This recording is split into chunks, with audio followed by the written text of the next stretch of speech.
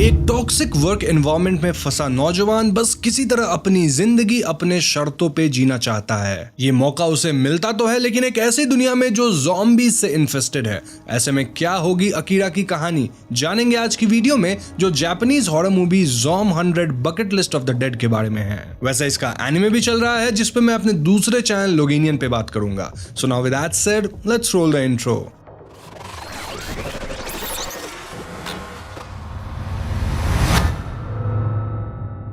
Film के शुरुआत में हम मिलते हैं अकीरा तेंडो नाम के यंग आदमी से, जो कि अभी अभी अपना पहला जॉब शुरू किया है। अकीरा कॉर्पोरेट दुनिया से जुड़ने के लिए बहुत एक्साइटेड है और वो एक फिल्म मेकिंग कंपनी ZLM या फिर आप ZLM बोल सकते हैं, उसको ज्वाइन किया है। लेकिन ऑफिस पहुंचते ही अकीरा की एक्साइटमेंट पे पानी फिर जाता है जब उसे 2 दिन लगातार ओवरनाइट शिफ्ट पर काम करना पड़ता है। धीरे धीरे अकीरा को यह बात समझ आ जाती है कि उसकी कंपनी एक एक्सप्लॉयटेटिव कंपनी है, जहां का माहौल बहुत टॉक्सिक है। अकीरा का बॉस कोसुगी अपने जूनियर्स को बहुत बुरी तरह ट्रीट करता है और सारा काम उन पे डाल देता है। ऑफिस का एनवायरनमेंट अकीरा को पूरी तरह तोड़ देता है, जहां वो एक भी दिन यहां आने से कतराता है, लेकिन उसमें हिम्मत नहीं कि वो काम छोड़ सके। ऐसे में एक दिन अकीरा अपने स्कूल के बेस्ट फ्रेंड केंचो के साथ डिनर करने जाता है। अकीरा केंचो के साथ अपना दुख शेयर करता है, लेकिन केंचो अकीरा को सलाह देता है कि वो अपनी लाइफ अपनी शर्तों पे जिए। केंचो यहाँ अपनी जिंदगी के बारे में डींगे हाँकने लगता है कि वो रोज ऑफिस में नई नई लड़कियों को डेट कर रहा है। यहाँ अकीरा उससे काफी जेलस फील करता है और उसे पास्ट की एक बात के लिए कन्फ्रंट करने लगता है। हमें पता चलता है कि असल में अकीरा अपने कॉलेज में एक स्टार एथलीट हुआ करता था, लेकिन एक इंपॉर्टेंट गेम के दौरान उनकी टीम हार गई क्योंकि उस समय केंचो ठीक से नहीं खेल पाया था।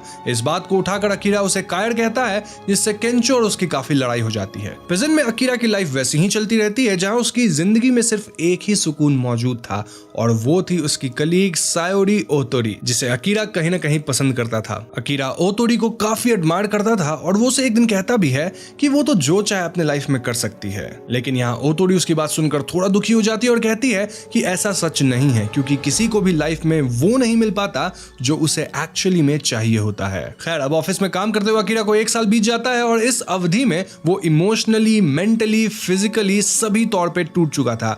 ये मेरी कहानी क्यों लग रही है? जब एक दिन अकीरा का सुबह सुबह अलार्म पे नींद खुलता है तो वो अपने आप से कहता है कि वो ऑफिस जाना नहीं चाहता, लेकिन फिर भी आधे मन से रेडी होकर बाहर निकलता है। लेकिन बिल्डिंग के नीचे पहुंचते ही अकीरा एक ऐसा नजारा देखता है कि उसके होश उड़ जाते हैं। वो देखता है कि उसका पड़ोसी किसी आदमी पर अटैक कर रहा था और बहुत अजीब तरह से घुर्रा रहा था। अकीरा उसकी मदद करने की कोशिश करता है, लेकिन ये आदमी इंसान लग ही नहीं रहा था। उसके मुंह से खून आ रहा था और वो एक काले रंग का लिक्विड उगलने लगता है, जिसके बाद ये आदमी अकीरा पर ही अटैक कर देता है। किसी तरह खुद को बचाते हुए अकीरा वहां से भागता है और धीरे धीरे कई सारे लोग उस पर वैसे ही हमला करने लगते हैं। अकीरा बिल्डिंग के चारों ओर देखता है, जहां हर तरफ अधमरे लोग एक दूसरे पे अटैक कर रहे थे। वो किसी तरह एक बिल्डिंग के छत पर खुद को लॉक कर लेता है, जिसके आगे ग्रिल का बैरिकेड होने के कारण कोई उस तरफ नहीं आ पाता। यहाँ अकीरा पहली बार रियलाइज करता है कि हो ना हो इस वक्त टोक्यो शहर ज़ॉम्बी अटैक के अंदर है। लेकिन अकीरा अपने ऑफिस के माहौल से इतनी बुरी तरह ट्रॉमेटाइज था कि वो ज़ॉम्बी अटैक के सिचुएशन में ये सोचकर खुश होने लगता है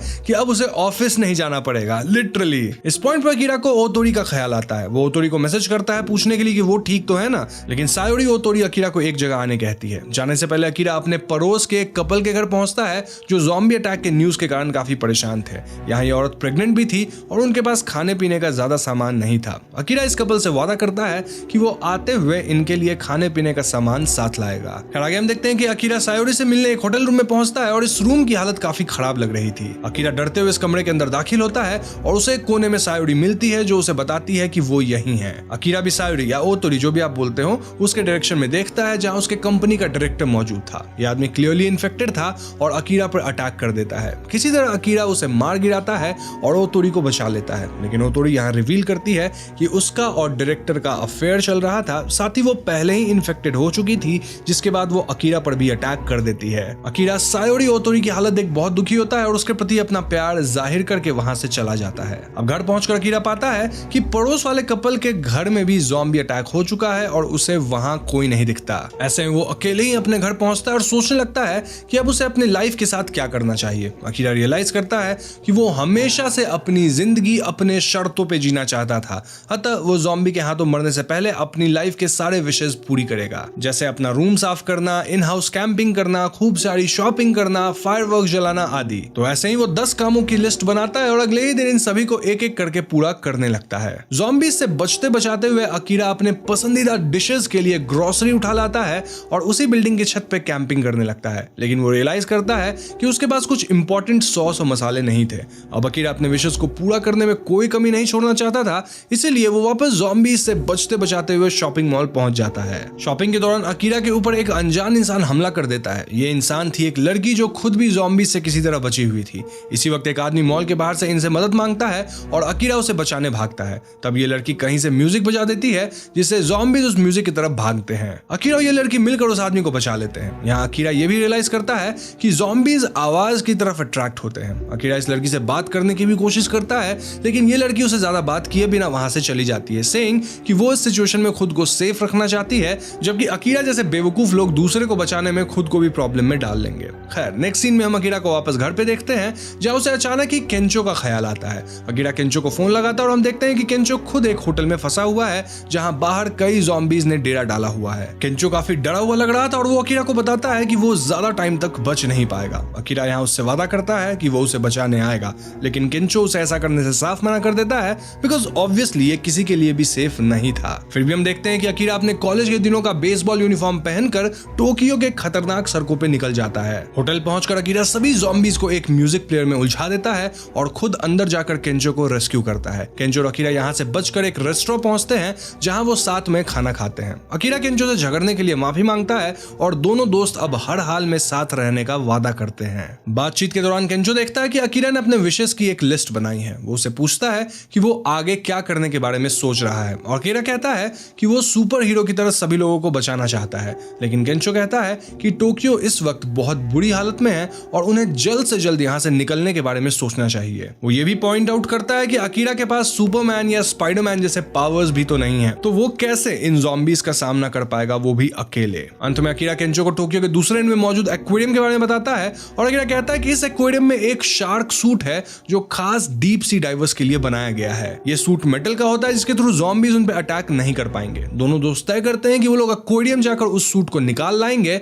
और फिर टोक्यो से बाहर निकलेंगे। प्लान के तहत अकीरा और केंचो बाहर निकलते हैं ताकि एक्वेरियम जाने के लिए सप्लाईज इकट्ठा कर सके। वो एक दुकान के पास पहुंचते हैं जब उनकी नजर सामने से आती एक बस पे पड़ती है, जिसमें कई यात्री मौजूद थे। सड़क पर मौजूद ज़ॉम्बीज इस बस पे अटैक कर देते हैं और सभी यात्री इधर उधर भागने लगते हैं। अकीरा और केंचो कुछ लोगों को बचा लेते हैं और सभी उसी दुकान के अंदर शेल्टर लेते हैं। अब इन पैसेंजर्स में से एक वही लड़की थी जो अकीरा को पहले भी उस मॉल में मिली थी। ये लड़की अपना नाम शिजुका बताती है। यहाँ हमें पता चलता है कि ये बस भी एक्वेरियम की तरफ जा रही थी, बिकॉज ये अफवाह थी कि एक्वेरियम ज़ॉम्बीज से बिल्कुल सेफ है और वहाँ मछलियां होने के कारण खाने पीने का भी पूरा इंतजाम है। अब दुकान में इंतजार करते हुए हम नोटिस करते हैं कि एक आदमी ऑलरेडी ज़ॉम्बी के द्वारा इन्फेक्ट किया जा चुका है। इस बात से अनजान अकीरा, शिजुका और बाकी सब दुकान में इधर उधर मौजूद होते हैं जब अचानक ये आदमी इन सभी पर अटैक कर देता है। शिजुका अकीरा के साथ भागने की कोशिश करती है, लेकिन अकीरा अपने दोस्त को छोड़कर नहीं जाना चाहता था। वो अंदर दाखिल होता है और केंचो को बचाता है। इधर शिजुका ज़ॉम्बीज को वापस आवाज से डिस्ट्रैक्ट करती है और इवेंचुअली ये तीनों यहाँ से भाग निकलते हैं। तो आगे अकीरा को सड़क पे कैंपर मिलता है और केंचो एंड शिजुका भी इसमें सवार हो जाते हैं। ये लोग डिसाइड करते हैं कि ये किसी तरह एक्वेरियम तक पहुंच जाएंगे। शिजुका इनके साथ पहले तो जाना नहीं चाहती थी,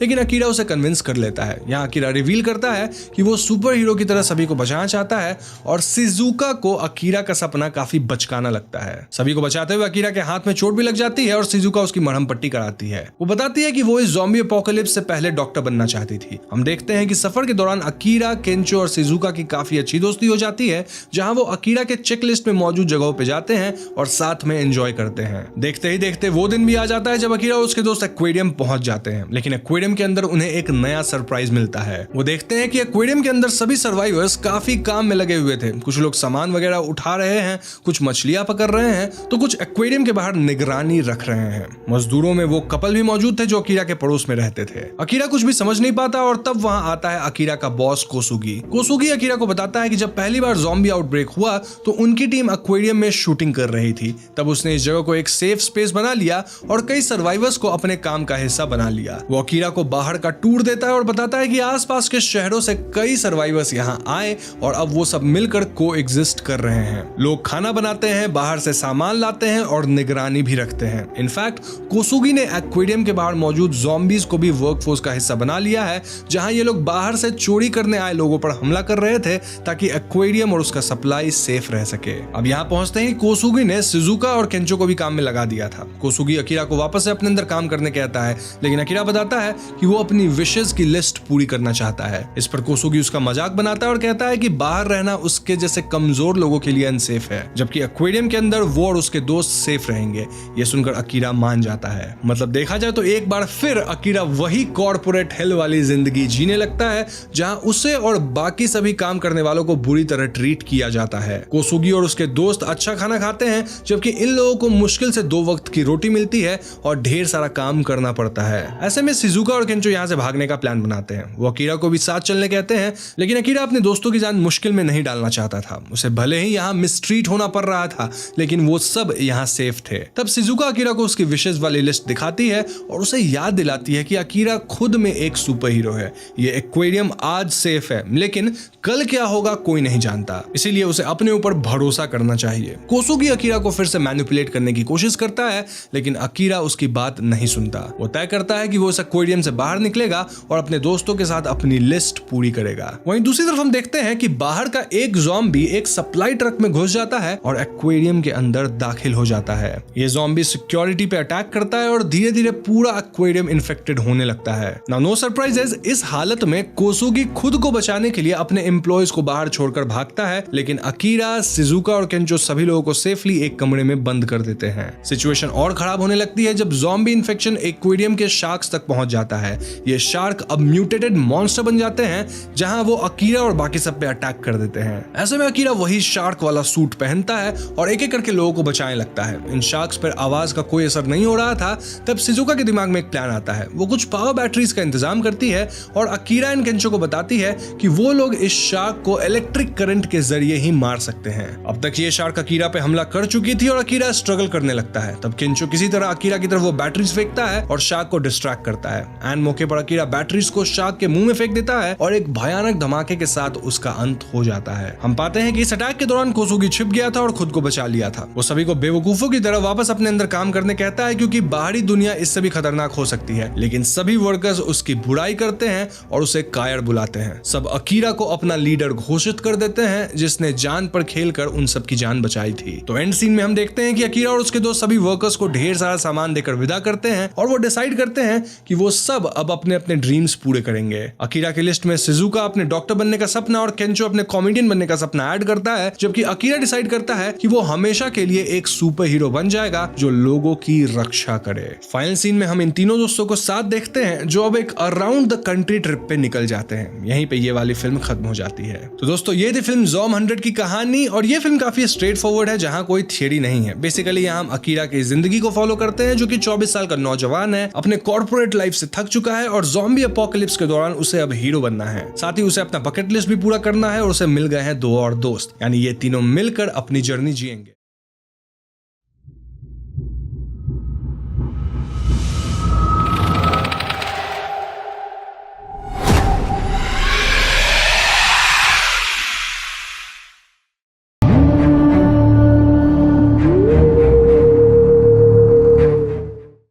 तो मूवी के ओपनिंग में हम फ्रांज काफ्का का एक कोट लिखा हुआ देखते हैं, which was a first sign of the beginning of understanding is the wish to die, यानी कि समझदारी की पहली निशानी होती है मरने की इच्छा करने लग जाना।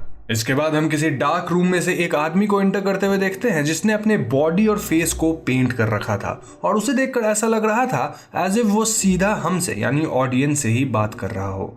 यहाँ आदमी अपना नाम डूम हेड बताता है और साथ ही वो कहता है कि वो खुद को डूम हेड नहीं कहता, पर उसे ये नाम उन लोगों ने दिया है जिनके लिए वो काम करता है।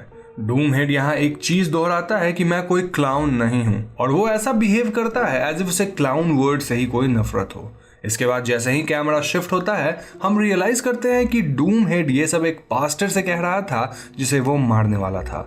डूम हेड उसे बाय बाय बोलकर जान से मार देता है। तो यहाँ से कहानी 31 अक्टूबर 1976 वाले दिन पे फोकस करती है, जहां हम व्यूअर्स मूवी के कुछ कैरेक्टर्स से मिल पाते हैं, who were Charlie, Venus, Roscoe, Panda and Levon. ये सभी कार्निवल आर्टिस्ट थे और वो अपने दोस्तों के साथ परफॉर्मेंस के लिए कार्निवल की तरफ जा रहे थे। रास्ते में जाते वक्त ये लोग अपने कैरावान को एक गैस स्टेशन के पास गैस फिल करने के लिए रोकते हैं। इस गैस स्टेशन का ओनर एक ओल्ड मैन था और वो चार्ली से फ्लर्ट करने लगता है। चार्ली भी उसके साथ फ्लर्ट करते हुए उसका मजाक बनाने लग जाती है। वहीं दूसरी तरफ रॉस्को, जो कि वैन में गैस फिल कर रहा था, उसके पास एक यंग लड़की आती है और वो रॉस्को में कुछ ज्यादा ही इंटरेस्ट दिखा रही थी। वो रॉस्को से तरह तरह के सवाल पूछने लगती है, जैसे कि उसका नाम क्या है, वो कहाँ जा रहा है, उसके साथ कौन कौन है इत्यादि। रॉस्को उसके बिहेवियर से काफी खुश हो जाता है और वो उसे सब कुछ बताता है। लेकिन जैसे ही रॉस्को उससे उसके बारे में कुछ पूछने वाला होता है कि वो लड़की बात खत्म करके वहां से चली जाती है। इसके बाद वो लोग वहां से आगे बढ़ते हैं और रात को उन्हें आगे का रोड ब्लॉक मिलता है, जहां रोड के बीचों बीच ढेर सारे स्केयर क्रोज लगे हुए थे। नाउ सिंस ये हैलोवीन का समय था तो इन सबको लगता है कि ये किसी का कोई प्रैंक वगैरह होगा और इसी वजह से वो लोग वैन रोक कर उन्हें वहां से हटाने के लिए आगे बढ़ते हैं। इन स्केयर क्रोज को हटाते वक्त उन पे कुछ मास्क लोग अटैक कर देते हैं, जो उन्हें पकड़कर एक स्ट्रेंज बिल्डिंग ले आते हैं। चार्ली और उसके दोस्तों को इन मास्क लोगों ने सर से पैर तक चेन से बांधा हुआ था और ये लोग किसी के आने का वेट कर रहे थे। थोड़ी देर बाद यहाँ 3 स्ट्रेंजली ड्रेस्ड लोग आते हैं जो कि सबको अपना इंट्रोडक्शन देते हैं। इनके नाम थे सिस्टर सर्पेंट, सिस्टर ड्रैगन और फादर नेपोलियन। ये लोग चार्ली और उसके दोस्तों को बताते हैं कि आज रात को उन्हें यहाँ एक गेम का हिस्सा बनने के लिए बुलाया गया है, जिसका नाम है 31। इस गेम के लिए हर प्लेयर को एक नंबर मिला था। Number 1 Panda, number 2 Venus, number 3 Roscoe, number 4 Levon और नंबर 5 चार्ली। फादर नेपोलियन उन्हें बताते हैं कि उन लोगों के पास 12 घंटे हैं जिनमें उन्हें सरवाइव करना है। इन 12 घंटों में उनका सामना कुछ ऐसे लोगों से होगा जो कि इस गेम के बड़े प्लेयर रह चुके हैं। इन लोगों का इंट्रोडक्शन सबसे पहले सिक हेड से होता है, जो कि हिटलर को प्रेज करता था। उसके क्लोथ्स पे भी हम हिटलर से रिलेटेड इन्वर्टेड स्वास्तिक का सिंबल देखते हैं। गेम स्टार्ट होता है और चार्ली और उसके दोस्तों को बिल्डिंग की अलग अलग लोकेशन पर एक एक वेपन के साथ छोड़ दिया जाता है। पांडा और रॉस्को यहाँ वहां भटकते हुए एक दूसरे से मिल जाते हैं और वो लोग आगे एक साथ बढ़ने का डिसाइड करते हैं। थोड़ी दूर जाने पर वो एक जगह पर पहुंचते हैं जहां हिटलर का पोस्टर रखा हुआ था और पास ही 2 डेड बॉडीज पड़ी हुई थी, यानी कि ये जगह सिक हेड का था। वहीं दूसरी तरफ चार्ली लेवॉन को खोजकर खुश होती है, लेकिन तभी सिक हेड लेवॉन पे अटैक कर देता है और उसे नाइफ से स्टैब कर देता है। चार्ली किसी तरह सिक हेड को अपने बैट से मारकर गिरा देती है और वो लेवॉन को उठाती है। लेवॉन सिवियरली इंजर्ड था, लेकिन वहीं सिक हेड वापस उठ खड़ा होता है और चार्ली के पीछे भागने लगता है। चार्ली सिक हेड से डरकर थोड़ा दूर जाती है और तभी वो जिस रूम में खड़ी थी उसका डोर अपने आप बंद हो जाता है। सिक हेड जानबूझकर चार्ली को लेवॉन से अलग ट्रैप किया था ताकि वो लेवॉन को अकेले में आराम से मार सके। लेवॉन को मारने के बाद सिक हेड चार्ली को मारने के लिए बढ़ता है, लेकिन वीनस आकर चार्ली को बचा लेती है और वो सिक हेड को खत्म कर देती है। वहीं दूसरी तरफ रॉस्को और पांडा को चार्ली की चीखें सुनाई देती है और वो आवाज की तरफ बढ़ते हैं। उन्हें जल्दी लेवॉन मिलता है, जो कि बहुत ज्यादा इंजर्ड था, जिस वजह से वो मर जाता है। इस पॉइंट पे सभी लोग मिल चुके थे और वो लोग एक साथ एग्जिट ढूंढने का फैसला करते हैं। थोड़ा आगे जाने पर उन्हें एक रूम में डाइनिंग टेबल पर काफी सारा खाना रखा हुआ दिखता है। अब ऑब्वियसली लेवॉन की डेथ के बाद इन्हें खाने की इच्छा नहीं थी, लेकिन पांडा खाना स्टार्ट कर देता है क्योंकि उसे लेवॉन के डेथ का बदला लेना था और ऐसा करने के लिए उन्हें अपनी मेंटल और फिजिकल हेल्थ को मेंटेन करना होगा।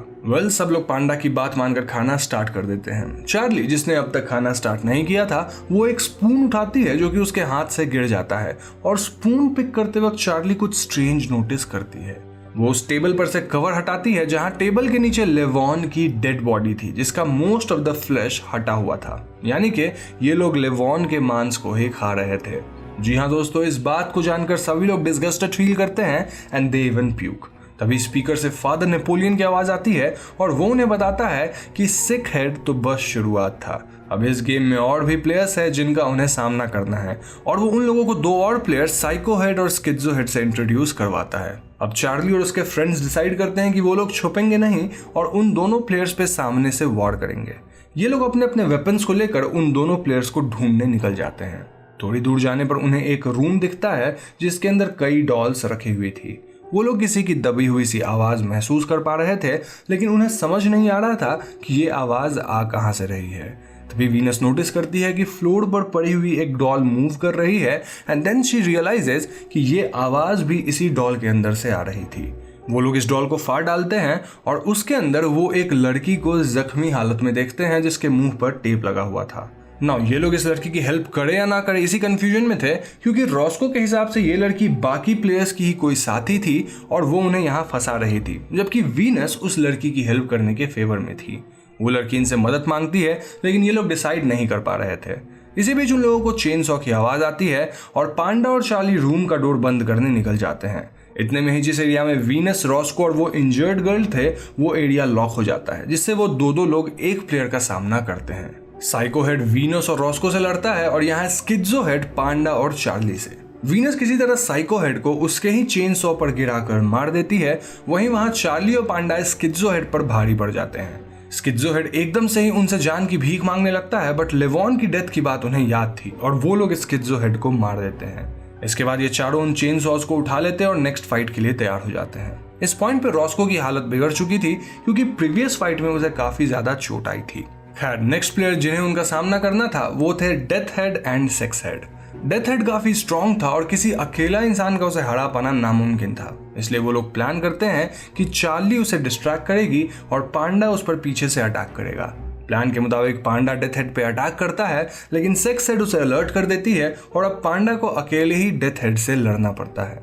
पांडा काफी थका हुआ था और डेथ हेड बहुत स्ट्रॉन्ग था, जिस वजह से पांडा काफी ढीला पड़ने लगा था और वो काफी इंजर्ड हो जाता है। वीनस और चार्ली पांडा की हेल्प करने आते हैं। दूसरी तरफ सेक्स हेड रॉस्को को ढूंढ लेती है और उसे मारने चल पड़ती है। सेक्स हेड को देखकर रॉस्को को सुबह गैस स्टेशन पे वो लड़की याद आती है जिससे वो मिला था और यहाँ वो रियलाइज करता है कि ये वही लड़की थी और वो सब उसकी वजह से ही यहाँ फंस गए थे, क्योंकि सुबह बातों बातों में उसने उस लड़की को अपने और अपने फ्रेंड्स के बारे में सारी डिटेल्स बता दी थी। सेक्स हेड रॉस्को को जान से मारने ही वाली थी कि तभी चार्ली उसे आकर बचा लेती है और वो सेक्स हेड के गले पर चाकू रखकर डेथ हेड के सामने जाती है। डेथ हेड सेक्स हेड की जान खतरे में देखकर घबरा जाता है और इसी मौका का फायदा उठाकर वीनस डेथ हेड को मार देती है और डेथ हेड के मरते ही चार्ली सेक्स हेड को भी जान से मार देती है। वहीं दूसरी तरफ हम फादर नेपोलियन और बाकी दो सिस्टर्स को देखते हैं जो कि अब काफी परेशान नजर आ रहे थे, क्योंकि उनके सभी प्लेयर्स को अब तक चार्ली और उसके दोस्तों ने हरा दिया था और साथ ही सर्वाइवल के 12 आवर्स भी पूरे होने वाले थे। इस पॉइंट पे वो लोग डिसाइड करते हैं कि उन्हें डूम हेड को बुलाना होगा, जो कि इस खेल का सबसे एक्सपीरियंस्ड प्लेयर था। जी हाँ दोस्तों, ये वही डूम हेड था जिसे हमने मूवी के ओपनिंग सीन में देखा था। दूसरी तरफ हम देखते हैं कि सिक हेड ने वीनस को पकड़ रखा था और स्किज़ो हेड चार्ली को मार चुका था। सिक हेड वीनस को भी मारने ही वाला था कि तभी वीनस की नींद टूट जाती है। दरअसल वीनस इस सबसे काफी थक गई थी और उसकी आंख लग गई थी जहां उसे ये छोटा सा नाइटमेयर आया था। एनीवेज, चार्ली, वीनस और रॉस्को को कोई आइडिया नहीं था कि अब उनका सामना किससे होने वाला था और वो लोग इस बात से बेखबर यहाँ वहां निकलने का रास्ता ढूंढ रहे थे और इसके लिए चार्ली और वीनस डिफरेंट डायरेक्शंस में स्प्लिट हो जाते हैं। हम देखते हैं कि डूम हेड अराइव कर चुका था और सबसे पहले वो वीनस को जान से मार देता है और उसकी बॉडी को एक सपोर्ट पर बीचों बीच लगा देता है।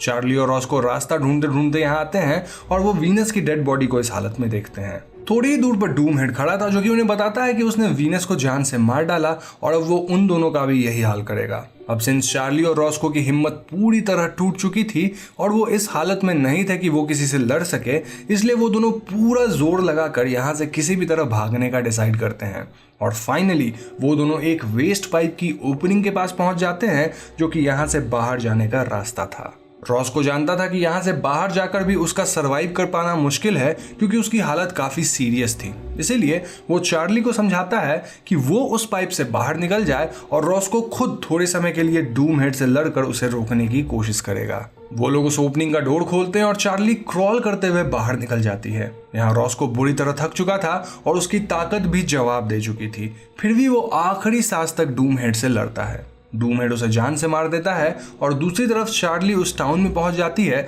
जहां से उन्होंने मॉर्निंग में गैस फिल कराया था। वो एक घर में छुपने का डिसाइड करती है, बट उसे ढूंढते हुए डूम हेड यहाँ आ जाता है। डूम हेड चार्ली को मारने ही वाला था कि तभी गेम के 12 आवर्स कंप्लीट हो जाते हैं और रूल्स के मुताबिक डूम हेड को चार्ली को छोड़ना होता है because she was the winner and the sole survivor of this game. Doom Head वापस चला जाता है और नेक्स्ट सीन में हम चार्ली को अधमरी सी हालत में वहीं रोड्स पर चलते हुए देखते हैं। दूसरी तरफ फादर नेपोलियन और दोनों सिस्टर्स अपना मेकअप उतारकर नॉर्मल लोगों की तरह ड्रेस्ड अप होकर उस बिल्डिंग से बाहर चले जाते हैं।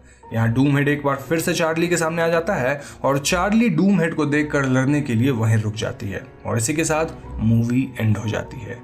तो दोस्तों ये थी 31 की कहानी और अब हम और आप मिलकर इस मूवी से रिलेटेड कुछ छोटी बड़ी बातों पर बात करेंगे। तो सबसे पहले बात करते हैं टाइटल की, जो कि है 31 and obviously it represented that day of carnival around Halloween जब ये सब हो रहा था और मेनली द गेम 31 जिसे मर्डर वर्ल्ड में खेला जाता था। अब दोस्तों यहाँ अजीब बात यह है कि रॉब ज़ॉम्बी के हॉरर स्लैशर मूवीज काफी यूनिक इसलिए होते हैं क्योंकि वो कुछ ऐसे टॉपिक्स को लेकर मूवी क्रिएट करते हैं जो कि काफी यूनिक और काफी हद तक डिस्टर्बिंग भी होते हैं। As far as this movie goes, इस मूवी को रियल इंसिडेंट से इंस्पायर होकर बनाया गया है। हम सब डार्क वेब और उससे जुड़े कुछ डार्क सीक्रेट्स को जानते हैं और इस बात से भी अवेयर हैं कि डार्क वेब में कई बड़े लोग बोलियां वगैरह लगाते हैं जहां डिफरेंट टॉर्चरस गेम्स और इवेंट्स को होस्ट किया जाता है, जिनमें किसी पर्सन या ग्रुप ऑफ पीपल को सिवियरली टॉर्चर किया जाता है और उसके सर्वाइविंग आवर्स यानी कि वो जब तक जिंदा रहेगा इस बात पर बेटिंग की जाती है। एवरी ईयर हैलोवीन के आसपास कई लोग खासकर यंगस्टर्स के मिसिंग होने की रिपोर्ट आती है और ऐसे टाइम पर डार्क वेब होस्टिंग्स में बड़ी उछल देखने को मिलती है। मूवी में 31 भी एक डार्क वेब इवेंट गेम ही था जिसे कुछ अमीर लोग अपने शौक के लिए खेल रहे थे। उन लोगों ने चार्ली उसके फ्रेंड्स पर बेट लगाई थी और ये सब कुछ वो उस रिमोट एरिया में परफॉर्म कर रहे थे। मूवी का ओपनिंग सीन भी ऐसे ही एक प्रीवियस इवेंट का था जहां डूम हेड लास्ट सर्वाइवर को मार देता है और गेम खत्म हो जाती है।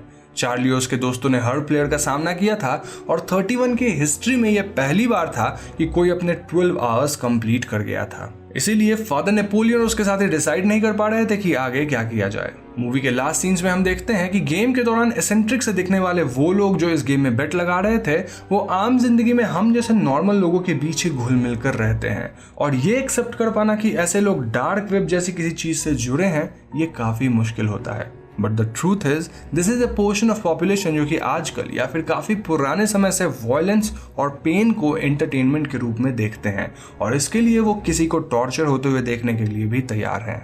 As an audience we have to be very alert कि हम क्या कंज्यूम करते हैं because we start behaving the way we consume. अब डार्क वेब के इवेंट्स की बात कितनी सच्ची होती है इसका अंदाजा लगाना तो मुश्किल है और मैं खुद आपको ज्यादा कुछ नहीं बता सकता। इसके अलावा फिल्म में विलेंस के नाम ऐसे हैं जो कि मेंटल हेल्थ को गलत रूप में पोर्ट्रे करते हैं जो मुझे पसंद नहीं आया। Overall it's a slasher flick जो कि स्लैशर फैंस को मे भी पसंद आएगा बट पर्सनली मुझे कुछ खास पसंद नहीं आया।